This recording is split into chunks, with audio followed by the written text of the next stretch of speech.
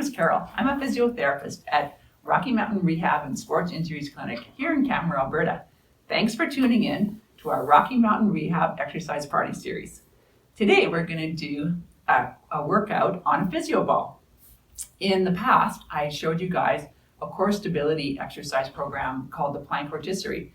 That was more about keeping your spine in neutral, being in a plank position, and working on your endurance. Today, a ball is super fun because it takes us into a category of core stability called reactive core. And basically, our core strength has to react to the ground reaction forces from the ball to keep us from falling off of it. So it's more like real life. You can imagine yourself, big backpack on your back, hiking on a mountain trail. You slightly step on an uneven rock and the wind gusts you, and to keep yourself from falling over, your core stability has to kick in. That's what we're trying to replicate with the ball. But it's a little bit of a higher level of core. So today I want you to make sure that the reaction you're getting from the ball is small and you're able to recover from it easily. Because I want you to get good work, but I also want it to be safe for your spine. We're also going to need some hand weights today. If you don't have hand weights, go and grab some cans from your kitchen cupboard or fill up a couple of water bottles just to give you a bit of work in your arms, okay? And when you're ready, we're gonna start in sitting on the physio ball. When we size a physio ball, it's best if your hips are slightly higher than your knees. That's just gonna be a little bit more comfortable on your knees or hips, okay? So that would be the ideal size for your physio ball. So let's begin with a little warm up I like to call heel marching. And all you're gonna do is shift your weight from left to right through your feet. So I want you to lift up one foot. Let's go with our right foot. Take the weight almost entirely off of it. Maybe you take a breath in and then relax as you breathe out and lift up the other foot, okay? And the thing about core stability that we've talked about in our other programs is that we want you to be able to keep a neutral spine, but we need you to be able to breathe because then we know you have good functional core. So as we do this, let's think about lifting up our heel, breath in, letting our heel drop down, breath out. Lifting up our heel, breath in, letting out our breath down, okay? We can add a little bit to this by adding in some arm movement. So this time as we lift up our heel, we're gonna lift up our arm towards the sky. Breath in, and then breathe out as we drop our arm. Breath in as we lift up the other heel and arm. Breathe out as we drop our arm, okay?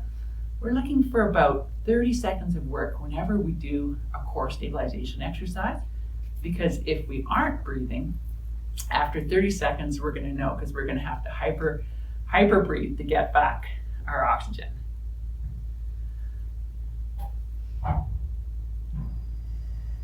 I'm also thinking about when I sit on the ball that I'm really tall on my sit bones. I don't wanna have weight on my tailbone. I wanna feel like I'm sitting right up on those bones that we feel when we ride our bicycle for the first time this spring.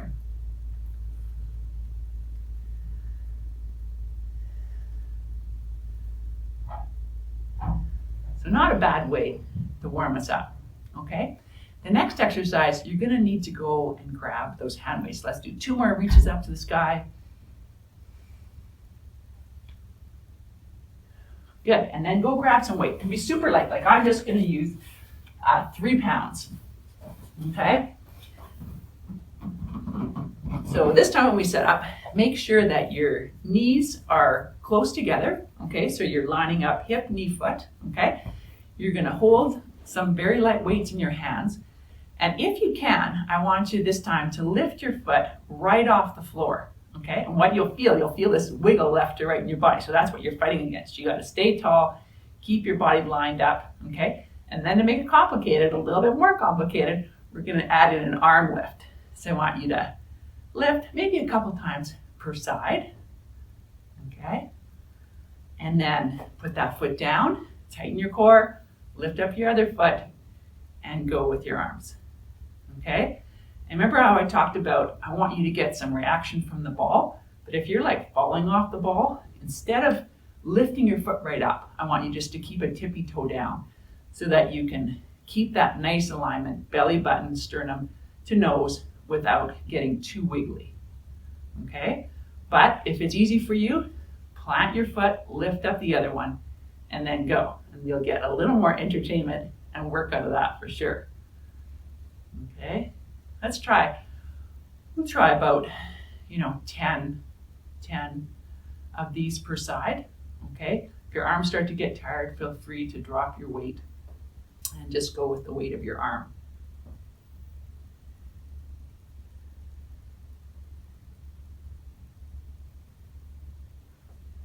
If you feel any shoulder stress, just don't lift your arm quite so high, okay?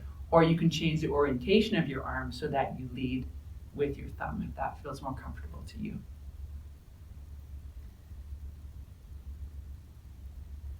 I tell people when you can do this purely as an arm exercise, you know that your core is so rock solid. Good, I think if we do one more with our last foot, that will give us about 10 reps of that guy. Good, awesome. Okay, that was our ball sit with foot lift.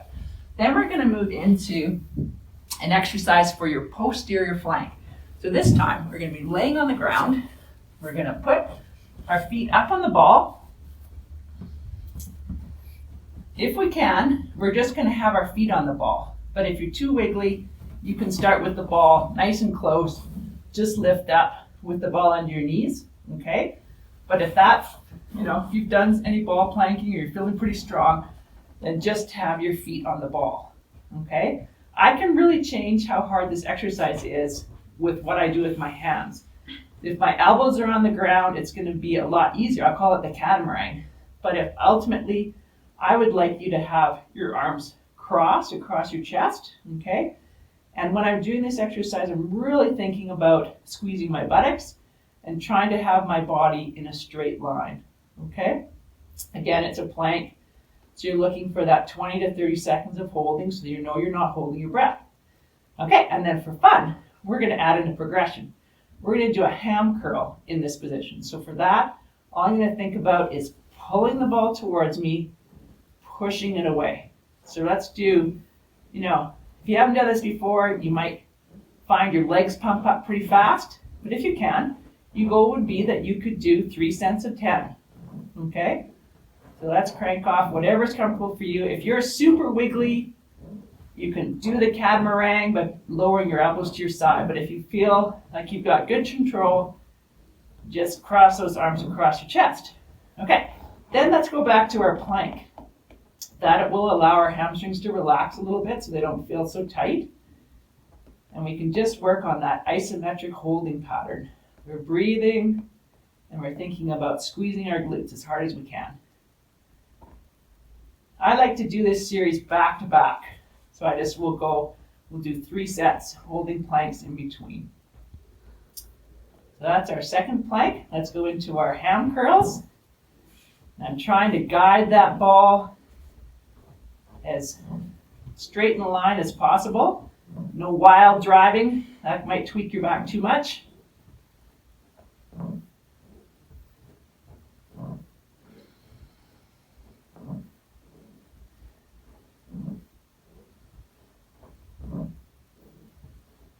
Good, there's our 10th. Okay, let's go back to our last plank, holding, thinking about keeping those hips up, squeezing our glutes, trying to press our legs down into the ball. Neck and shoulders are relaxed, and we're breathing.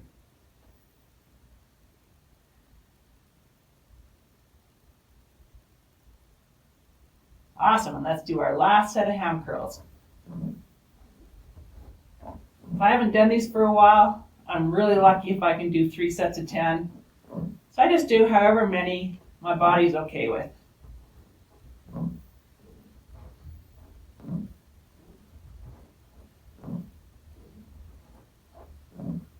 Good, I'm gonna hold that plank, just a mini one just to get rid of my hamstring cramp. And then let's lower back down. Awesome. Good. Okay. So we did some work primarily for our legs. So this time, let's work our arms. We're going to do a ball push-up. When you do a ball push-up, you're going to start real low. I tell people you're like a duck, and you're going to roll out with the ball. Walk out as far as your core feels good, okay? Because I don't want you to be saggy. I want you to be nice and straight, okay? And then crank off a push-up. When I'm doing my push-up, I'm thinking about my forehead hitting the floor versus my chin, because I want to keep my chin relaxed towards my throat. And what I like to do, because I'm kind of shaky today, is I do as many as I can far out.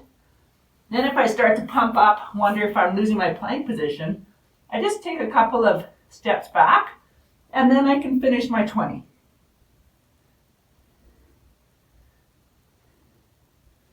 I'm trying to get a nice breath pattern.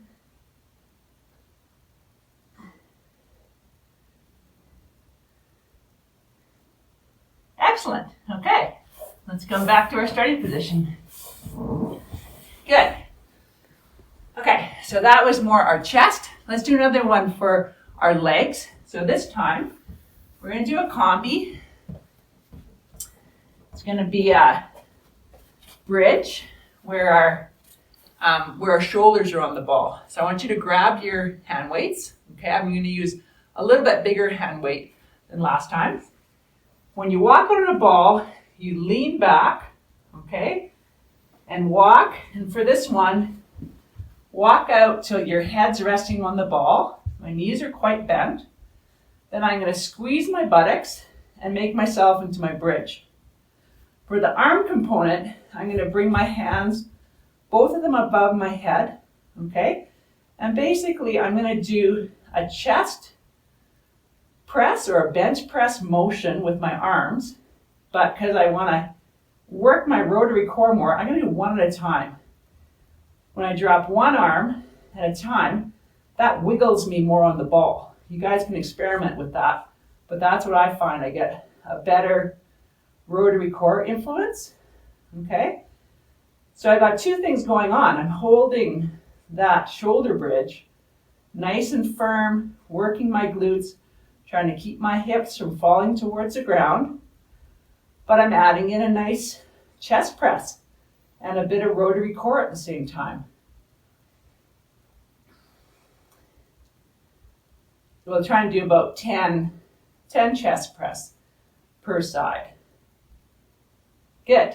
Now to get out of this, I'm going to bring my arms down, tuck my chin, push through my feet, and push myself back up to sitting. Okay? Perfect. Okay. So then let's do another exercise more for our arms and for our core. And this one I learned in a surfing magazine, and I find it's actually really good for a lot of my mountain bikers as well. Okay? So I'm going to do the same rollout that I did for that ball push-up. Oh, maybe I'm going to start just a little bit further back. There we go. You need lots of room for this guy. Okay. Because I want to walk out till my feet are on the ball. And this time I'm just going to hold this part in the front, but I'm going to pull the ball in. Okay? I pull in, push out. Let's do 10 of those.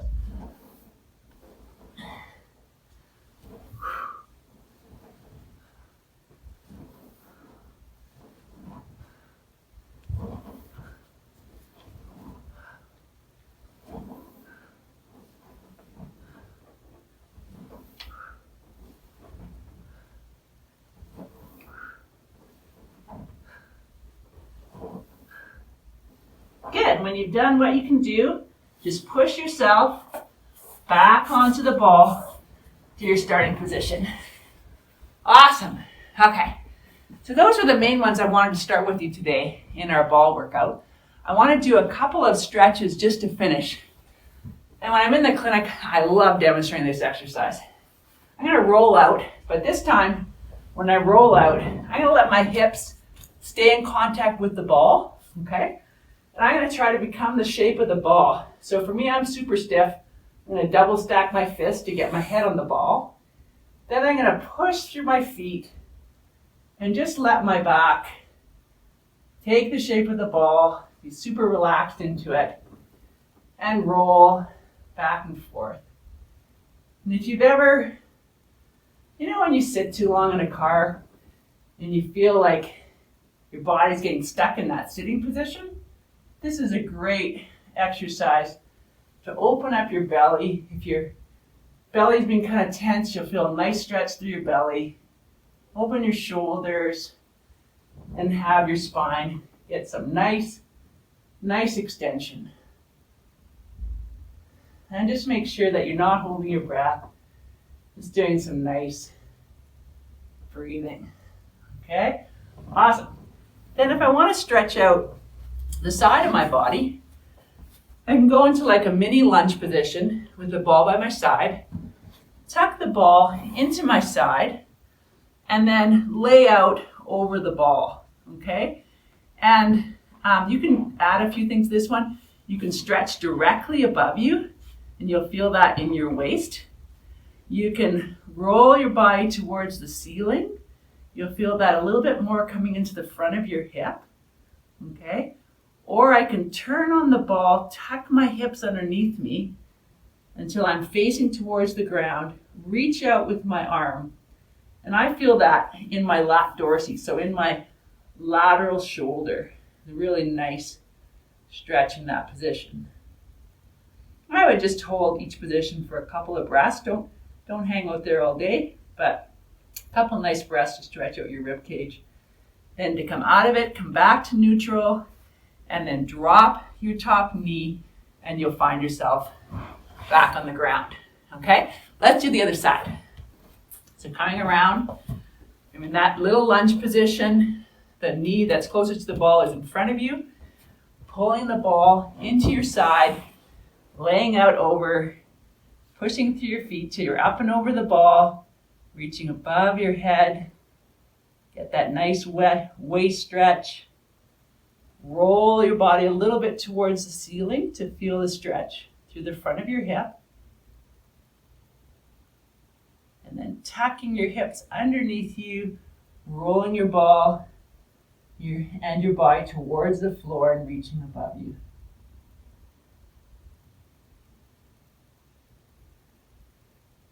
Good. Okay, well, thanks so much for tuning in to the ball workout. I hope you had a good workout. We just ran through one set of each exercise.